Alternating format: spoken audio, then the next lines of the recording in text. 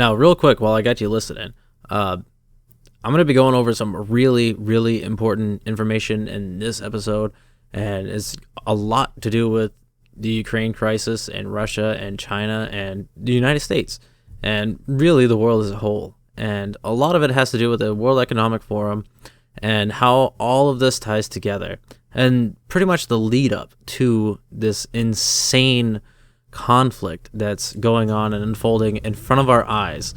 And I really, really, really stress you to listen to the entire episode in its entirety. If you're listening on audio, I highly encourage you to listen to the end and then look up the sources that I cite and actually look for the information. It is very important. This is a big, big deal. I cannot stress this enough. And a lot of this has to do, a lot of this has to do with the demoralization and the inversion of the truth in the United States. Basically, we've fallen away from God as a nation, and it is completely and totally ruining us. The wimpification of all masculinity in our country is just destroying us. First of all, now we have all of this propaganda that we got to deal with and decipher and sort through. All the very peaceful, innocent people and righteous people are the ones being prosecuted and persecuted. And you got to look at this from a biblical perspective. Even if you are not religious, you really need to take a good hard think about what exactly is going on. We have the perversion of the truth, and we even had all the riots where we're being told that the building's on fire and the people almost murdering each other constantly is peaceful. Now, we're being told to basically not believe what we see. That is a clear definition of perversion of the truth or alteration of the truth. Now, this has a lot of biblical implications, and this is coming from the Bible. And like I said, if you're not religious, you can still stand by the things that this is saying. There's a yin and yang. There's good and evil, and the truth is good, and lies and deceit and perversion of the truth is what is evil. The continuity of evil, the mission of evil is to alter what is good. It's the perversion and the exact opposite of good and all that is righteous. And wherever you look, you can see it. You can clearly see it. It's the perversion of the truth. It's happening everywhere. Men can get pregnant. Something that is obviously not true. You could be any gender that you want. Also, very, very not true. There's a whole lot of things going on. And basically all the lies that we've been told on a near constant basis is just destroying us. We got to look through the propaganda, and we got to take a good hard think and look at what exactly is really going on in the world. Now we have Klaus Schwab with the World Economic Forum saying that we must prepare for a much angrier world. They're doing all these war games and trying all these different scenarios. They're working with Bill Gates on all kinds of different things. You know, he even has a TED Talk on depopulation and all this and that.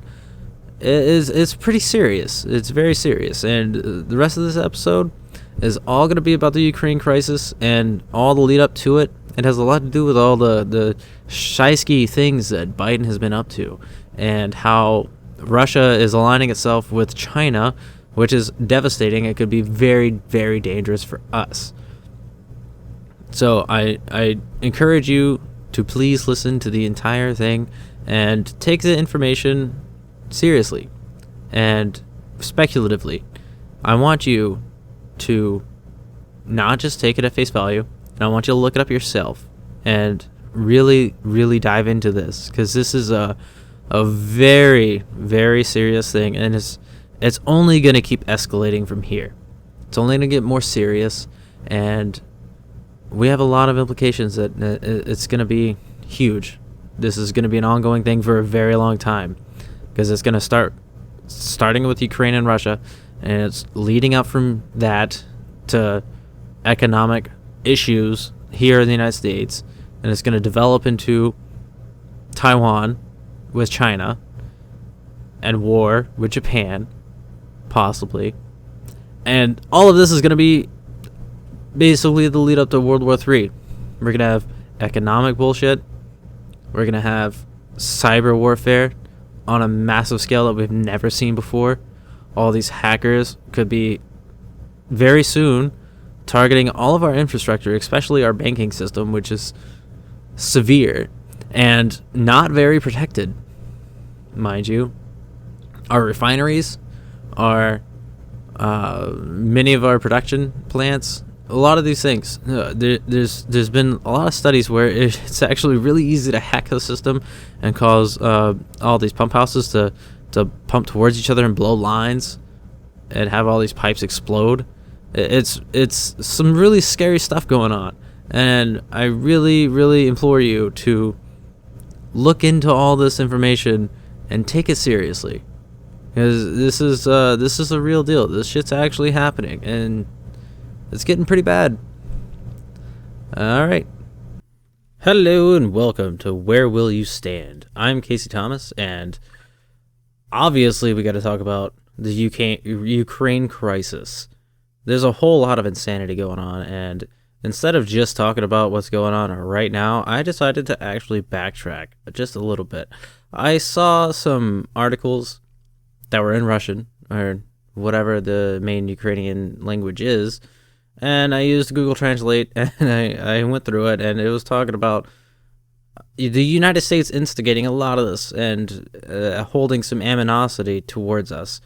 And I decided to start looking into it a little bit, and I backtracked not too far, just a few years, 4 or 5 years maybe, and leading up to current time. And a lot of it has to do with Biden, a lot of it has to do with Hunter. It's just, it's kind of insane, all the shady things that have been going on. I don't even want to talk about a lot of it. Shouldn't even have to talk about it, but we are. Now we're going to be going through a whole bunch of this. I'll give you a rundown. The Ukraine blames the United States, Hunter Biden travel logs, the quid pro quo, the Russian strikes. There's some speculation that it was actually some U.S.-funded biochemical labs. We got some Fox News reports, World War III fears. We're going to get into China and some other things. Good news is I just unlocked ads, and by the time I'm done doing this, if I have an ad, it'll just be here. All right, let's get into it. This is from The Nation. Ukraine, blame the United States and NATO. For weeks, from CNN through BBC, Al Jazeera, we are fed some of the diet on a daily basis. We run the risk of being victims in intellectual kwashikwa, whatever that word is. Hence, some of us have to cry out. The exercise is not in defiance of Vladimir Putin, a dictator of no mean measure. I reject fascism, communism, Nazism, militarism, and all forms of tyranny. Putin epitomizes monocracy. I like democracy in the Westminster model. The United States presidential system of government is fascinating when it comes to the rule of law, freedom, and right to dissent, and blah, blah, blah. However, I reject the month-long mobilization of mass hysteria against Russia through the agencies of instant communication. And it's just talking about blah, blah, blah. This was just leading up to it. But it goes on to say that Americans claim they are the lovers of freedom, but that liberty that they have denied others. It claims Ukraine is a sovereign state and is free to choose a path that pleases it by joining NATO. Why then is the U.S. fighting Iran, another sovereign country, for choosing a path that it pleases by developing potential nuclear arms? Is it good? It is good the vast majority of American citizens do not believe in the unpopular agenda of their ultra-nationalist leaders. The United States must abandon its expansive drive and dream to be the only superpower in the world. The United States and Russia must lead the campaign to rid the world completely of nuclear arms, starting with the two powers. The North Atlantic Treaty Organization, NATO, must be dissolved to further ado, while Russia must pull out from Ukraine without further assault. The war must stop immediately, and it just goes on to saying that the U.S. is thousands of miles away, and we need to call for an immediate ceasefire. And return to the negotiating table. In this age of globalization that opens unprecedented doors for economic integration and prosperity for others, peoples in the world, military alliances have become anachronistic. It's just a quick summary of things that were leading up to what was going on. And this is like, some people on Twitter said that this was misinformation by Russia. You could speculate for yourself on that. But then, this is where we're going to get back just a tiny little bit. Now, when people were saying that the U.S. was instigating this is when I started looking into it.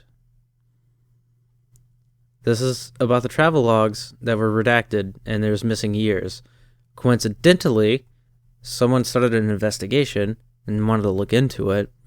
And those years specifically were the only ones that were redacted or lost or missing. Republican senators now calling out the Secret Service, claiming the agency is hiding information on Hunter Biden's overseas travel while his father was vice president. ChuckGrassley, one of those senators, demanding answers. He joins me now. Great to have you, Senator Grassley. We really appreciate it. Here's the letter that you wrote to Service Director James Murray. It reads in part, quote, the United States Secret Service did not produce any communications regarding Hunter Biden's travel for the years 2010, 2011, and 2013. Senator Grassley, why this request and why now?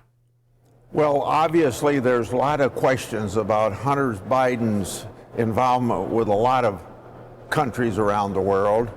Also, most importantly, with China, and whether or not he was interacting when his dad was vice president of the United States to gain advantage that way.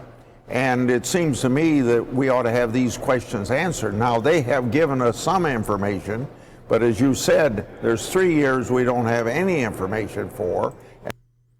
And those are quite possibly the 3 years that everyone's been referring to with the quid pro quo situation, where Joe Biden had threatened to pull $1 billion of funding if the person prosecuting Hunter Biden wasn't fired.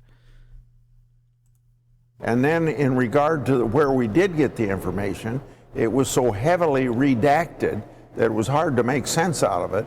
And it doesn't have to be redacted for the Congress of the United States and our investigation authority under the constitutional power of oversight.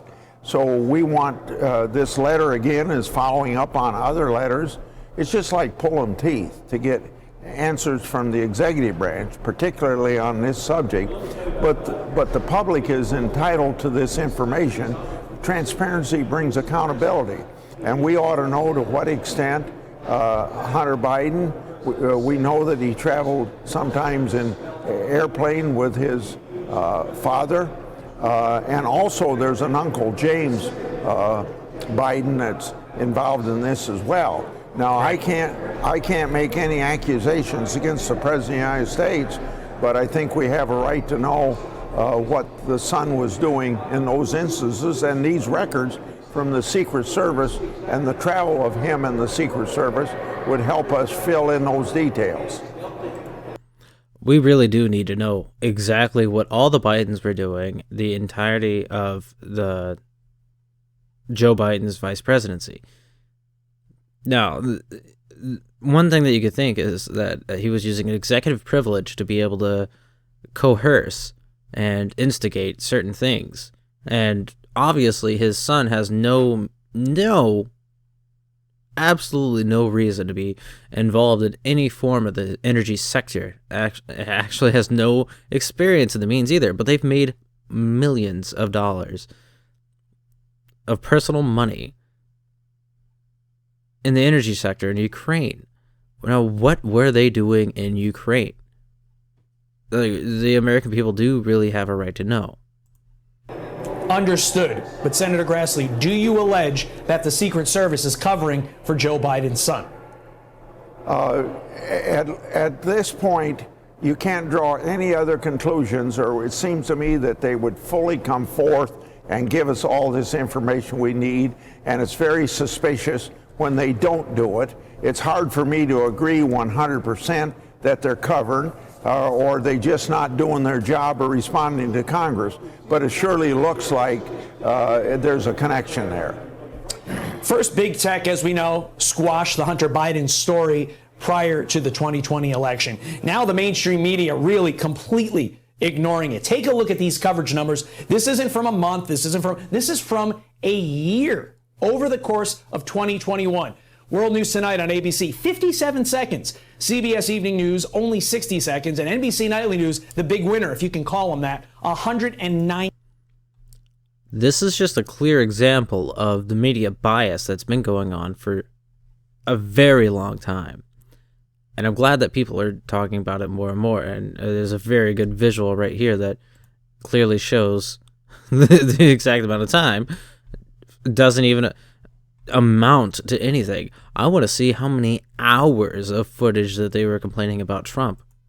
91 seconds. With all the bloviating from Democrats about democracy in trouble, how much of a disservice is the media doing not covering the Hunter Biden issue, one which many people feel could have swayed the 2020 election? Well, thanks to your coverage of it, it's about the only place where Senator Johnson and we seem to only be the 2 out of 100 senators working on this issue, but we've been working on it for 3 or 4 years. And we're getting more information all the time, but we're not getting to the bottom of it yet. But let me answer your question this way about the media. You know, the media ought to be the policeman of our political system. The media ought to be keeping all of everybody in government honest and make sure that's what the First Amendment freedom of speech and press is all about, to make sure that government doesn't interfere with it, but also in your profession to make sure that you ferret out all this stuff. And obviously that's not happening. There's a clear media bias. They're supporting a narrative for the leftist agenda, the New Green Deal, the Great Reset, whatever you want to call it. It's not good. It's just simply not good. And in the famous words of George Carlin himself, it's all bullshit and it's bad for you.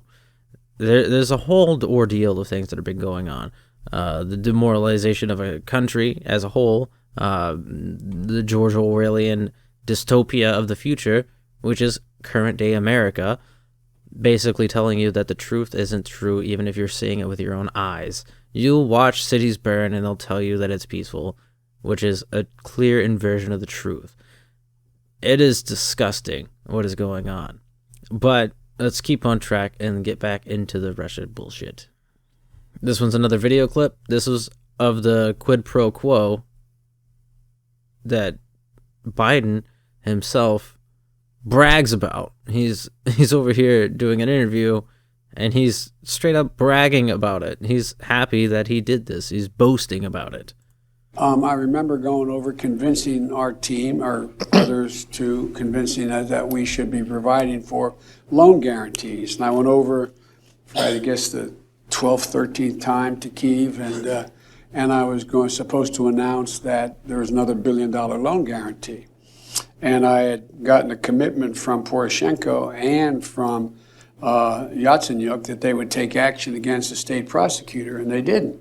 So they said they were walking out to press conference. I said, no, I said, we're not going to give you the $1 billion. They said, you have no authority. You're not the president. The president said. I said, call him. I said, I'm telling you, you're not getting the $1 billion.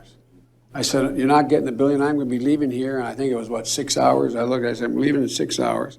If the prosecutor's not fired, you're not getting the money. Well, son of a bitch. Got fired. And they put in place someone who was solid. They put in someone who was solid, meaning that they put in someone who was backed by the United States. Now, And, this could be what they're starting to get at with the United States instigating some of this stuff. It's, just like when we had the Cuban Missile Crisis, Russia was trying to give missiles to Cuba to place super close to us where they were strategic and they could have hit the United States from Cuba.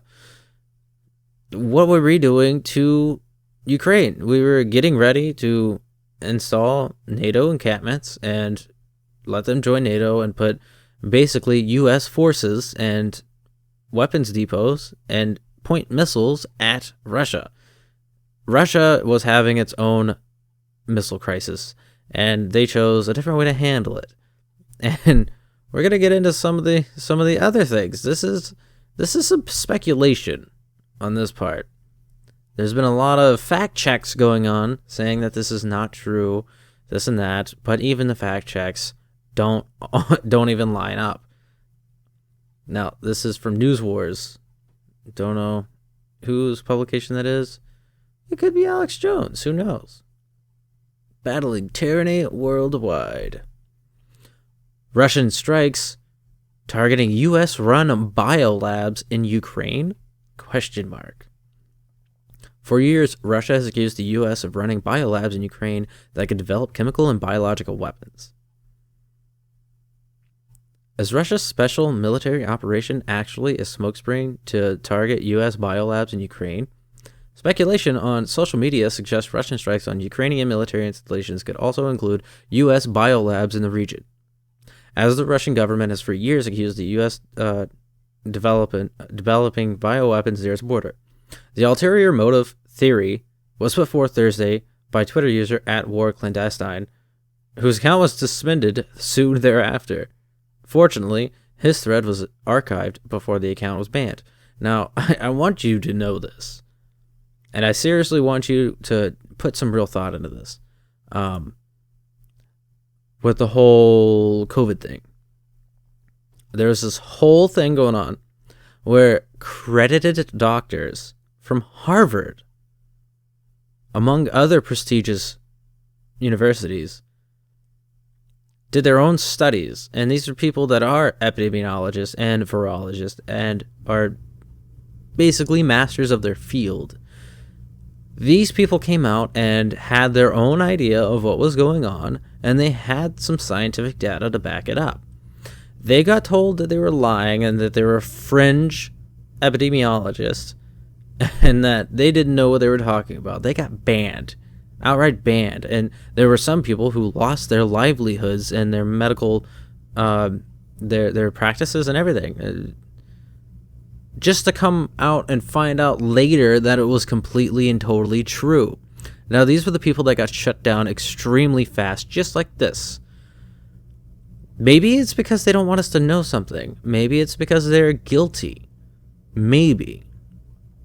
And yes, the U.S. did have their own paperwork about this. Let's just go ahead and read it instead of having something super loud.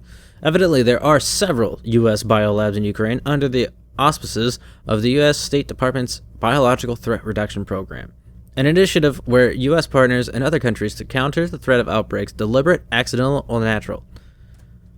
The world's most dangerous infectious diseases. This is the U.S. Embassy in Ukraine, official seal, phone number and everything. Biological Threat Reduction Program. This is in Kyiv.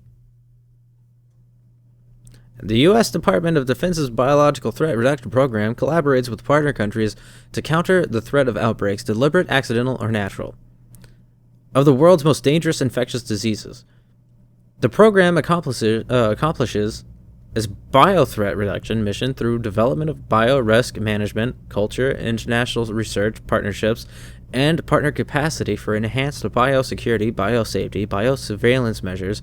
The Biological Threat Reduction Program priorities in Ukraine are to consolidate and secure pathogens and toxins of security concern and continue to ensure Ukraine can detect and report outbreaks caused by dangerous pathogens before they pose security or stability threats.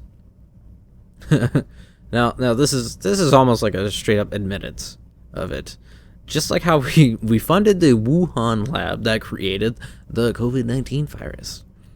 And yeah, they're coming out and they're finally getting around to admitting it and everything. I mean, just how Fauci and Bill Gates has patents on the virus itself, it's not natural. You can't patent nature. It has to be man-made. There's a lot of things that people don't understand about this. It's all synthetic. And there's very... I mean, I just don't even understand. They have so much of an inversion of the truth and perversion of the truth that they already have so many people on board with exactly what the hell they want. All they had to do was tell the complete and total truth about it after all this bullshit, and people would have still gone along with it. People would have still understood exactly what they wanted, which is evil, and been a complete and total part of it, and it would have been fine. But it goes on to say that the biological threat reduction program priorities in Ukraine are to consolidate and secure pathogens and toxins of security concern and to continue to ensure Ukraine can detect and report outbreaks caused by serious pathogens before they pose security or stability threats. The Ukrainian U.S. Embassy's website states. Now, I think I found out why you guys were so interested in Ukraine. What exactly would a mistake bioweapons lab be located anywhere near, let alone 8 of them? I'll just size it up in editing. But take a good look at this map because it goes further down. The program also led to the creation of 2 biolabs in Kyiv and Odessa in 2019, areas that were recently attacked by Russia. According to a map circulating online, US-backed biolabs were located in Vinnytsia, I don't know that name, Lviv, Kherson, Ternopil, Crimea, and Lushking. Now, look at these dots. It's just about where they are. Some of them are pretty correlated. I'm going to blow this up and have it full screen so this is all you can see. Now you can argue that these are just the highly populated areas, but it is a strange coincidence. Another map purports to show that the areas that were recently attacked by Russia, many of which are cities where the US biolabs are believed to operate. Here is a map of all the verified Russian attacks on Ukraine as of 3:30 last night. Meanwhile, Russia for years has raised concerns over the prospects of US developing biological weapons along its border. With the security of the Secretary of the Security Council of Russian Federation Nikolai Proturevich claiming last year that there were clear signs of dangerous pathogens in the labs that could be used for military or political purposes. Russia's Secretary Council Secretary Proturevich number of US-controlled biological weapons labs around Russia grew 20 times. Russia claims US is running a secret bioweapon lab in Georgia. If you pay close attention to the fact of the world, more and more biological laboratories under the control of the United States are growing by leaps and bounds. Moreover, a strange coincidence, mainly at the Russian-Chinese borders. Proturevich said last July, adding it's unknown what reality it took place within the walls of the facilities. Now, the thing that you got to think about is, man, we're funding all these things. It's everywhere. We're even building our own and doing our own. Now, we put it all in other countries. It's mostly not in the United States, although we do have dangerous pathogens stored in the United States. To the best of my knowledge, tried to read about it, couldn't find that much information about it, but to the best of my knowledge, I couldn't find anything that said that we are actively engaging in gain-of-function research in the United States. That doesn't mean that we're not doing it outside the United States. And the best thing that could have possibly happened for them is the fact that they weren't doing it in the United States. It was in China and close to Russia and other countries. When there was an outbreak from a lab in China, they were able to blame it on the Chinese. They were able to blame it on the wet markets or conditions or this or that. Never themselves, never taking responsibility for anything that they actually do. But going on, We are told that peaceful sanitation stations operate near our borders, but for some reason they are more reminiscent of the Fort Detrick in Maryland, where Americans have been working in the field of military biology for decades. By the way, we should pay attention to the fact that the outbreaks of diseases that are not typical for these regions are recorded in the surrounding areas.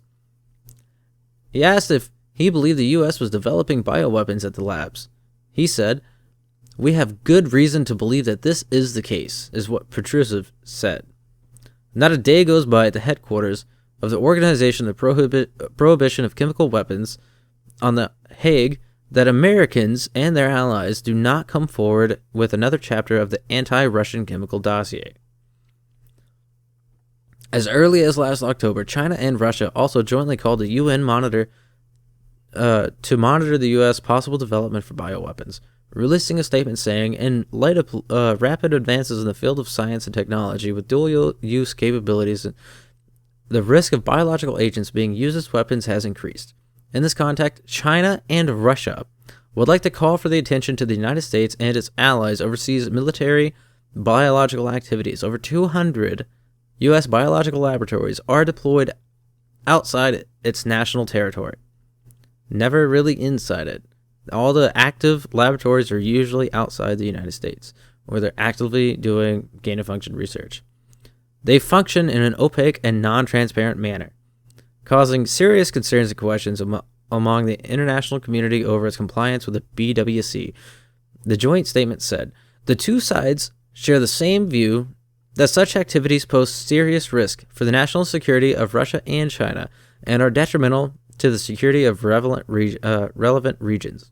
Moreover, the two nations have indirectly blamed the U.S. for the COVID-19 outbreak, which seems to be the case as more evidence has emerged from the NIH did in fact fund gain-of-function research at the Wuhan Institute of Virology, where the virus is suspected to have originated.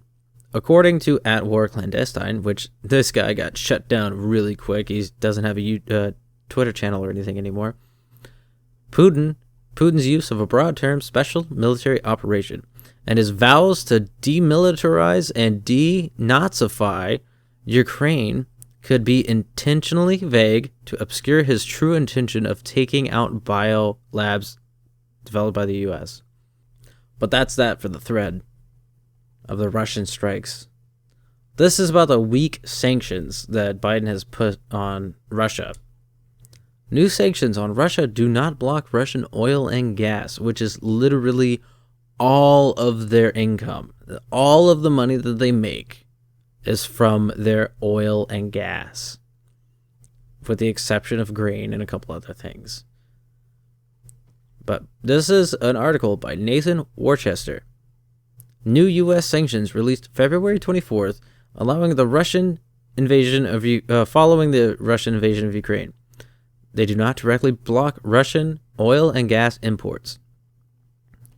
Now, this isn't very long. We're going to go through it, power through it. American oil and gas companies should not exploit this moment to hike their prices and raise profits, said Biden in a televised speech announcing their sanctions. In our sanctions package, we will specifically designed to allow energy payments to continue. We are closely monitoring energy supplies for any disruption. We've been coordinating with major oil producing and oil consuming countries toward our common interest to secure global energy supplies.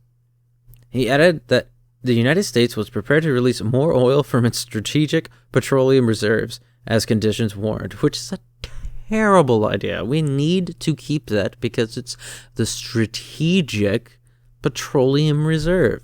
We need that in case of an absolute emergency, meaning complete and total all-out war or a gas shortage crisis. And we're just getting set up for failure on every front. The U.S. measures detailed in the White House statement target various Russian financial institutions. Additionally, they encompass financial restrictions on Russia elites and their family members, along with limits on debt and equity for the Russian energy firms, including the state-controlled Gazprom, and its subsidiary Gazprom Neft, as well as the pipeline firm Transneft. The sanctions do not target Russian integrated energy from Rosneft.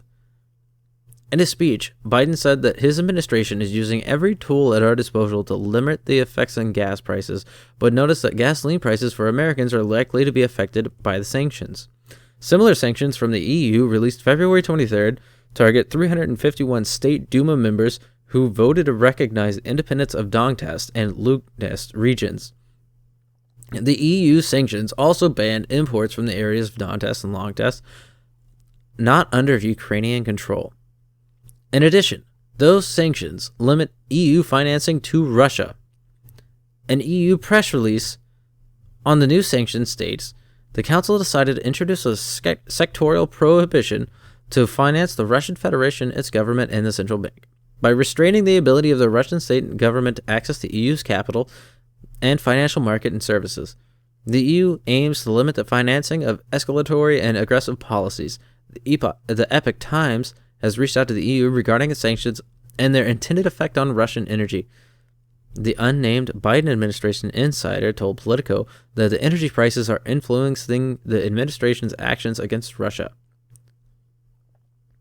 Ukrainian officials have been advocating tough sanctions on Russia. Now, there is one thing that you got to think about is there is the international trade program that everyone trades through. I forget what it's called. Snap or Smart or something like that. They're talking about the EU really wants to take Russia out of it and not allow them any global trade whatsoever. That literally just pushes them into the arms of China even further. And they're already allied. They already have huge deals going on.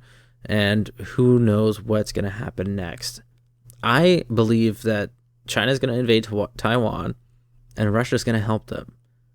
And whether or not we can persuade them otherwise, I don't know.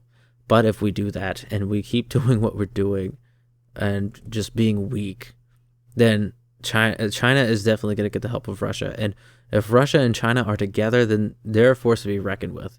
They would be the complete and total global power, and we wouldn't have hardly anything to throw against that.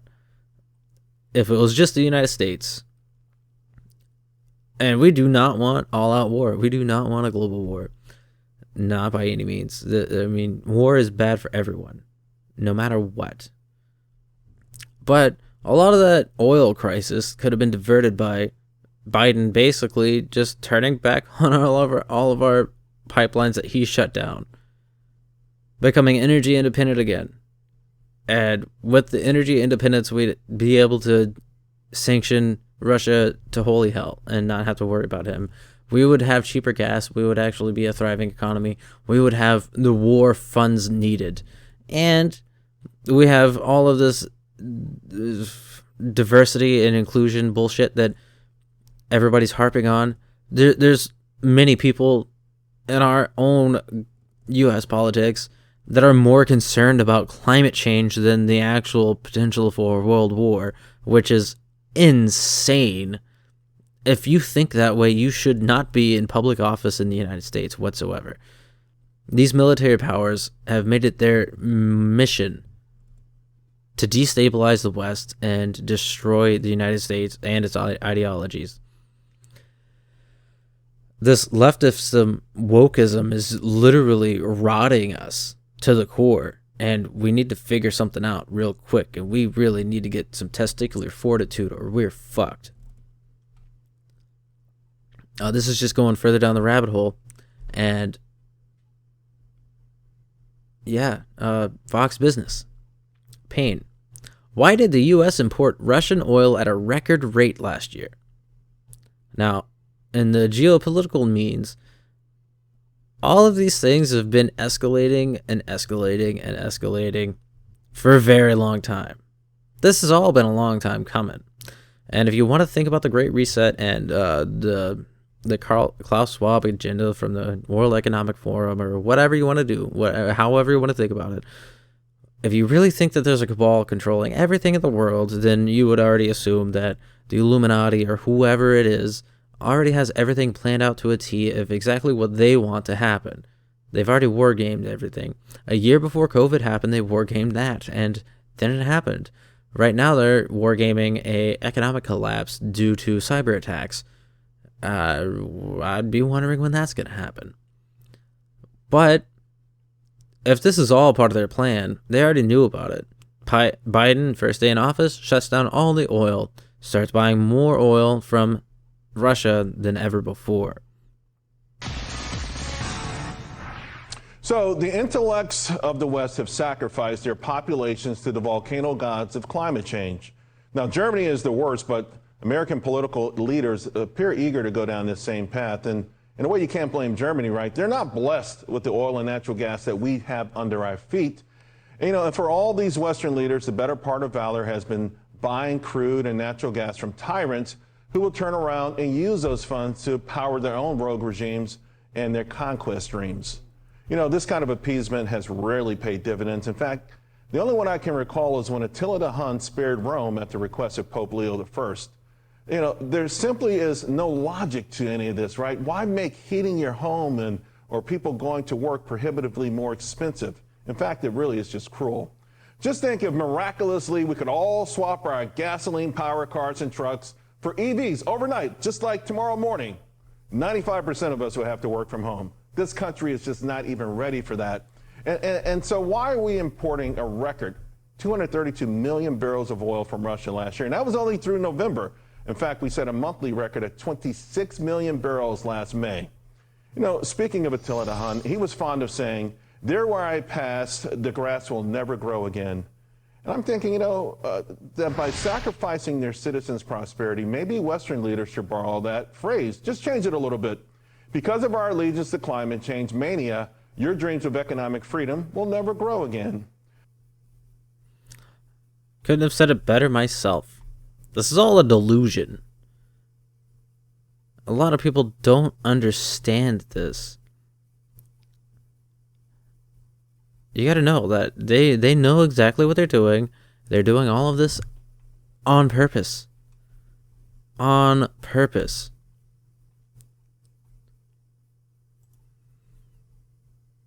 And a lot of that just leads up to this. This is also Fox News.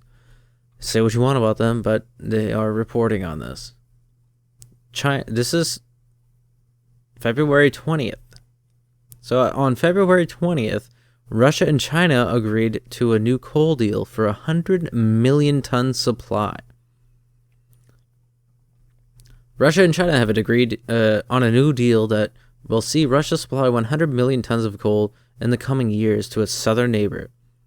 Sergei Malkovich, the head of the Russian Energy Ministry, announced the deal on Friday. The new deal will add to an already lucrative deal Russia signed with India in November 2021 to supply 40 million tons of coal. Now, an intergovernmental agreement with the People's Republic of China has developed in figure in 100 million tons, he said, in the coming years. Russian news outlet TASS, which is owned by the government, reported on the deal, adding Russia's share of the coal in the Asia-Pacific market has increased by 8% by 2010, with Russia now controlling about 12% of the market. We have good prospects until 2030, and Russia should take its share in growing the market. But you got to think, Putin wanted to go to Ukraine. We've already gone over the bioweapons labs speculation, and maybe not. Also, it's a very good place for him to have a water port for his navy, what little navy he has, whatever. A really big thing that you got to think about is all the oil that is in Ukraine and all the pipelines that run through it. He has control of that. He has very easy disbursement of his own oil, and that is all of their profit in their country, almost all of it, which is a big deal. Now, China knows that just between them and us, we are a force to be reckoned with. He knows that we have weak leadership, and he knows that he could probably take Taiwan, but he probably does not want to take that chance. Especially with our allies in NATO backing us, for the most part. We're usually the backup for everyone else, but our words usually carry weight.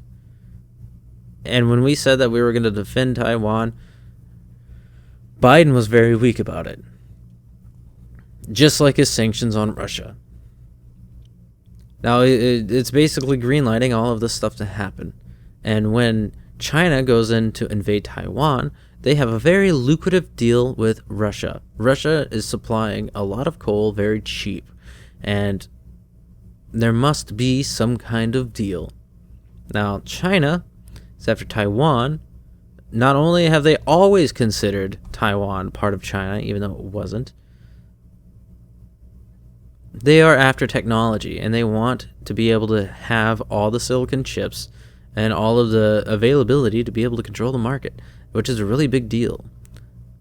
Russia is slowly falling a little bit behind in the technological field. They're becoming a little bit inferior with their technology itself.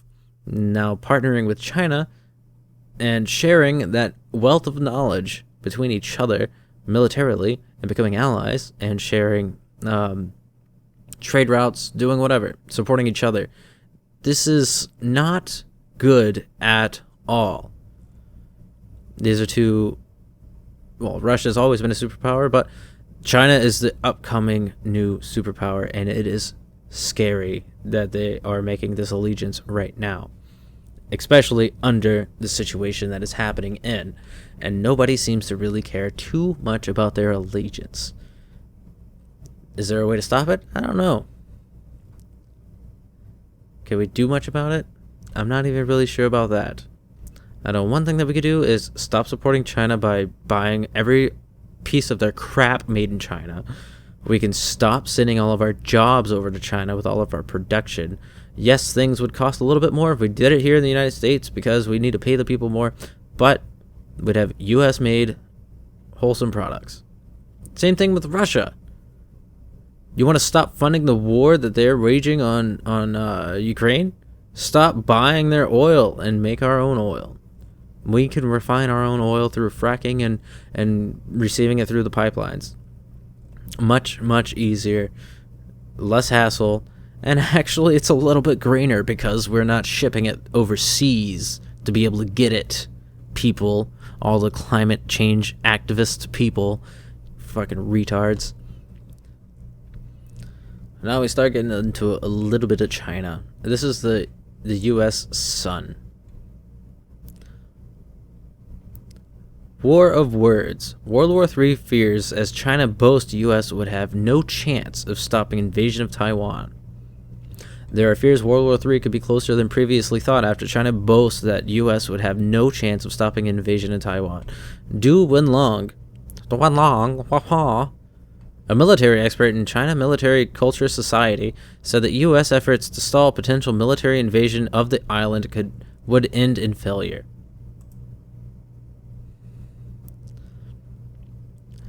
Asked if a potential military strike on Taiwan could be thwarted by the U.S., Wenlong said that his country forces would arrive on the island in a very short amount of time, effectively giving American troops no chance to intervene in Taiwan in a straight conflict. The warning comes as tensions rise in seas around China, and the U.S. and Japan are reported to have holding joint military exercises. The U.S. also recently signed a $2.2 billion weapons deal with Taipei to beef up its defenses, angering Beijing, and has vowed to continue freedom navigation tours in the South China Sea. In response, China is holding a mammoth 6-day war game drill some 135 nautical miles north of Taiwan. China considers the island as one of its own, has previously vowed to invade it as the self-governing statelet declared independence. Wenlong told China's state-controlled broadcaster, CCTV, that before the U.S. forces arrive, we will have completed all of our combat tasks in the event of an invasion. The current drills, a short distance away from Taiwan, could be considered a routine exercise, but I think they're specifically targeted at Taiwan. He said that the exercises were a serious warning to Taiwan to stop military engagements with the United States. President Xi Jinping, I should call him dictator of the Communist Party, Xi Jinping, has pledged to complete reunification with Taiwan, and he delivered a speech to mark 100 years of the Chinese Communist Party. You know, that's not too far off from what the Russian President Vladimir Putin was saying about Ukraine. And with all this threat and conflict and all of our attention there, it's very possible that this is just going to happen. A bomb threat. The war of words continued Monday when China threatened to nuke Japan if it intervened in any such conflict. The Communist Republic said that it would declare a full-scale war against Japan a mere days before the Olympics were to set off in Tokyo. If there was Taiwan disagreements escalates. Any invasion would represent a serious escalation in hostilities and would drag the U.S. through its pact to defend Taiwan. Washington's regional allies, South Korea, Japan, and Australia, could also be sucked into a conflict, as would NATO forces, such as the UK, because the U.S. is a member of the alliance. But a video channel allegedly approved by the Chinese Communist Party with its close ties to the People's Liberation Army took anger to the next level. In the new video, now deleted, a narrator said, "We will use nuclear bombs first. We will use nuclear bombs continuously. We will do this until Japan declares unconditional surrender for the second time. When we liberate Taiwan, if Japan dares to intervene by force, even if it only deploys one soldier, one plane, or one ship, we will not only return fire, but we will also wage full-scale war against Japan itself." Japanese Deputy Prime Minister Taro Aso said his troops would defend Taiwan under our alliance with the U.S.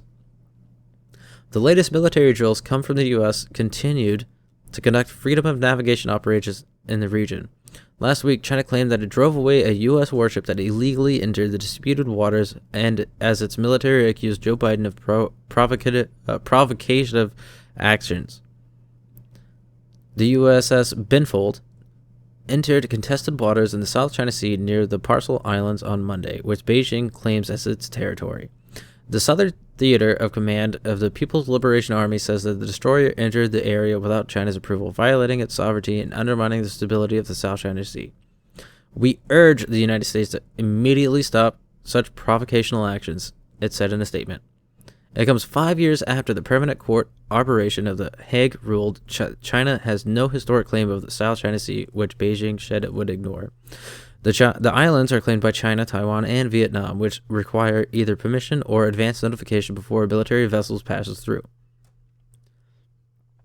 Now, they're really getting ready to do this. They really are dead set on it. They have plans. They have exactly where they're going to strike. Warship bombardments, whatever. Shit is getting real. And they're ready for it.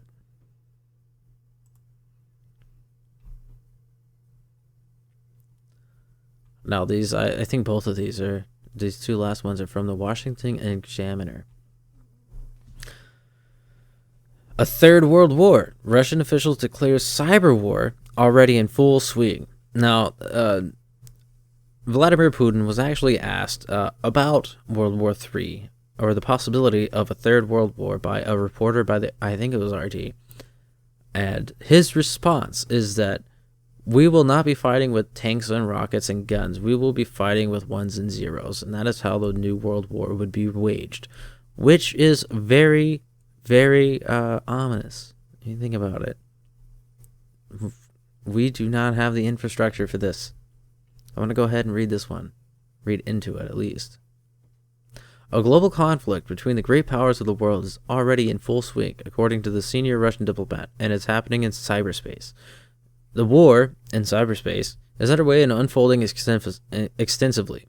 The Russian Foreign Ministry's International Information Security Director, Alexander Kristich, told a political science conference on Thursday, the media rightly says that this is a third world war, and that what matters now is to calculate the damage and determine who will lose in the end, and what will shape the world will eventually acquire as a result of the war.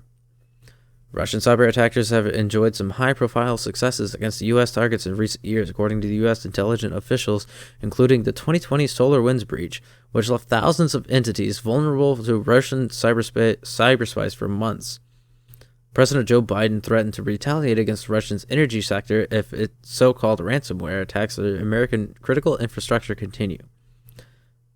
But the comments foreground cyber conflict as a regular feature of geopolitical tensions.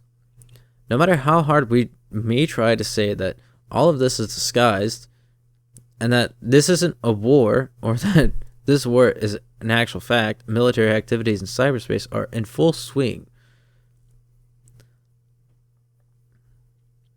Xi Jinping and Vladimir Putin discuss security cooperation against us. A public relations struggle between Russian and Western officials has intensified in recent weeks, as Ukrainians warn that the Kremlin is prepared to expand their war in the western part of their country, or eastern part of their country, rather.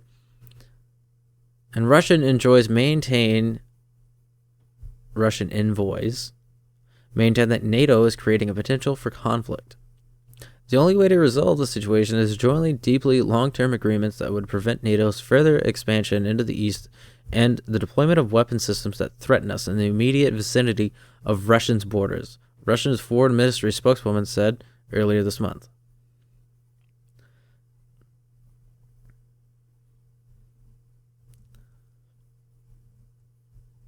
But American foreign policymakers are attempting to deter another invasion of Ukraine by threatening to impose devastating economic sanctions on Russia. Well, we found out how devastating those things would be, and they're not actually strong at all. The Russian banking sector would be wiped out. No, not really. Senate Foreign Relations Chairman Bob Menendez and a New Jersey Democrat said earlier this month sovereign debt would be blocked. Russia would be removed from SWIFT payment system. And what is being discussed is at the maximum end of the spectrum, or as I have called it, mother of all sanctions. Now, if you take him off of SWIFT, like I said a little while ago, it's going to be full all-out war against everyone. He's going to be pissed, and that's going to ruin his country. And all hell breaks loose because the only person that he's going to be able to trade with or really do anything with is China. And the animosity towards the United States from China and Russia at that point would be detrimental. When we face threats of being disconnected from SWIFT, from financial flows, those not being on the scale of ordinary actions, this is also an issue of national security, he said, per state media. In other words, his technology has involved certain issues to question the war and peace, probably for the first time in recent years. Yeah. None of this is good. None of this is good at all.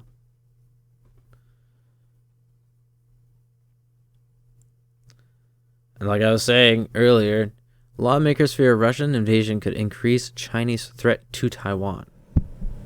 So yeah, I just want to thank everybody who decided to actually watch this to fruition. And yeah, just go ahead, like, subscribe, share it, especially if you really know that someone else might be interested in this sort of thing and actually have a thirst for the truth and really love finding information and doing all this sort of research. Go ahead and share it. Please do. Follow the podcast and help me greatly by sharing that, because I don't get very, very many views. And still very fresh. This is day number 30. Just trying to do this stuff weekly. And for the few people that do listen and watch, it really does mean a lot to me. I really do appreciate it. So go ahead, like, share, subscribe, do whatever you need to do. Until next time, thank you, and God bless. This is some really, really, really serious stuff, and I really hope everyone the best in the middle of all this crap.